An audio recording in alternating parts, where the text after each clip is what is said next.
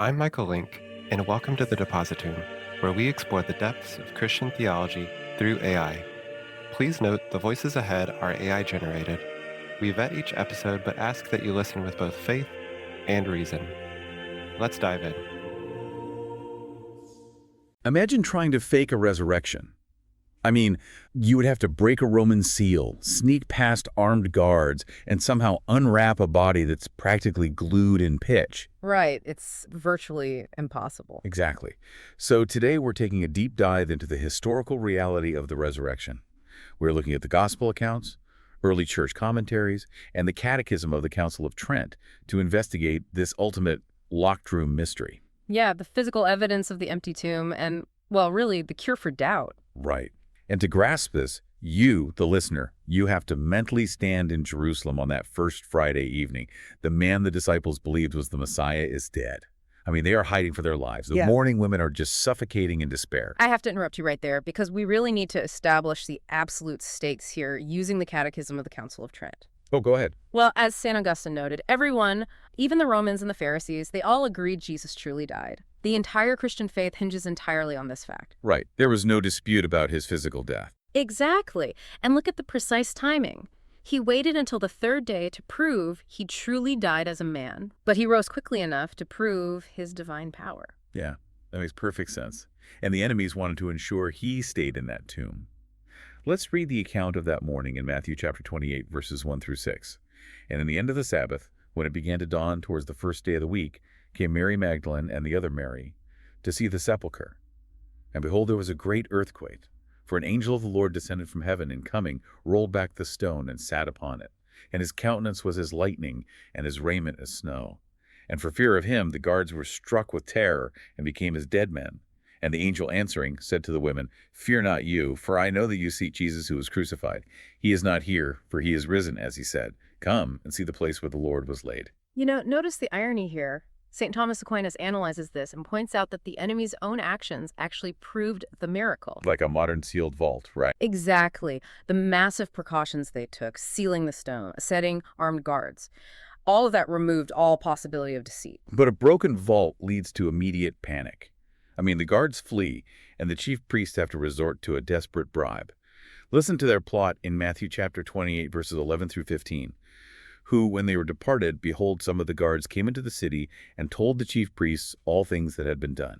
And they, being assembled together with the ancients, taking counsel, gave a great sum of money to the soldiers, saying, "Say you, his disciples came by night, and stole him away when we were asleep. And if the governor shall hear this, we will persuade him and secure you." So they, taking the money, did as they were taught. And this word was spread abroad among the Jews, even unto this day.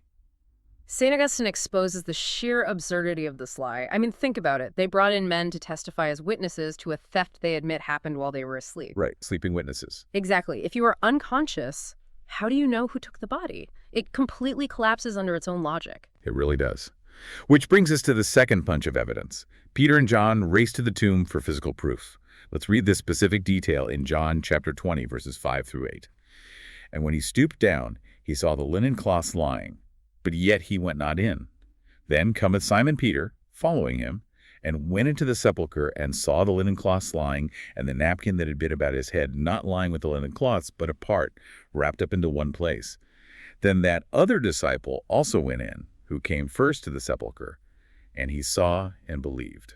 Those neatly folded linens, they are the physical proof against the stolen body theory. Because of the myrrh, right? Yes, St. John Chrysostom notes that the burial myrrh they used acted like pitch. It made unwrapping a body incredibly difficult. Wow, so it was basically glued on. Right. Thieves working in the dark would not take the time to painstakingly unwrap a sticky corpse and then neatly fold the grave clothes. No, they would have just grabbed the body and run. Which brings us to the emotional climax of all this. Thomas experienced profound trauma and simply refused to believe without tangible proof. Let's read the climax in John chapter 20, verses 24 through 29. Now Thomas, one of the 12, who was called Didymus, was not with them when Jesus came. The other disciples therefore said to him, "We have seen the Lord." But he said to them, "Except I shall see in his hands the print of the nails, and put my finger into the place of the nails, and put my hand into his side, I will not believe." And after 8 days again, his disciples were within, and Thomas with them. Jesus cometh, the doors being shut, and stood in the midst, and said, "Peace be to you." Then he saith to Thomas, Put in thy finger hither, and see my hands, and bring hither thy hand, and put it into my side, and be not faithless, but believing. Thomas answered and said to him, My Lord and my God. Jesus saith to him, Because thou hast seen me, Thomas, thou hast believed. Blessed are they that have not seen and have believed. The Haydock commentary really helps us unpack why this matters so deeply to the human experience. St. Cyril explains that Thomas's intense grief actually excused his initial lack of belief, and St. Gregory the Great points out that Thomas's hesitation was permitted by God. Permitted. Like intentionally. Yes, to firmly establish our own minds in faith, and the Catechism of the Council of Trent anchors this dogmatically. Right, the dogmatic side is crucial here. It is. It states the resurrection confirms our faith, which is necessary for justification, meaning the process of making us right with God. Thomas's physical touch provides that irrefragable or, undeniable proof.